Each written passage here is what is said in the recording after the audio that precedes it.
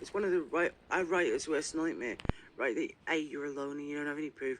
B, you're having a divorce and your wife or spouse who was previously very helpful, you know what I mean? And felt like maybe like a sympathetic character to your entire nature. It's supposed to be like the foil, like this, the salty pepper. It's supposed to be like the pillow to your duvet, right?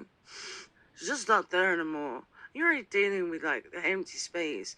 After dealing with your own self as just one self, then not, then it is again, and you're trying to deal with that like that on your own in the woods, and then the shit out of nowhere. Isn't it the worst nightmare? It would be even worse if he was psychic and somehow wrong, wouldn't it? It would be the wrong thing to do. Even though he was psychic, that would be his worst nightmare. Somehow he's an idiot of psychic. I mean, how did he know Todd was there? Todd's one of those autistic-like guys who didn't seem to want any of his friends on the premises. And his friends are there to witness. He hasn't got a new lover, has he? They weren't there to witness.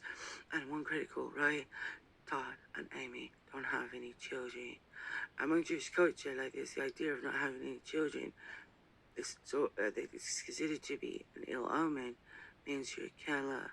Unless, of course, the whites are there, and the whites have been trying to stop inbreeding out of terror that they would be outnumbered and outgunned, right, since before the Second World War.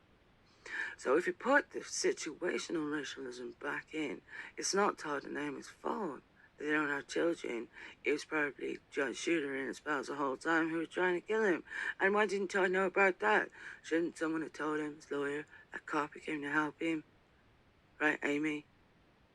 Nobody noticed. And then I feel like this is everybody an idiot. Why didn't they mention it? Why weren't there any signs? There were signs. Maybe you could go back and check if it was safe. Fuck, isn't he right outside? Well, if it's impossible that he was right outside, and Todd Downey was in the middle of ass end of nowhere, and he was having like that down-homey sort of beardy, bloke gross that lots of guys do when they get divorced. Like, well, I need you anyway. My penis is a psychic telephone. And I talk to the other men, like, I zoned. That was fine.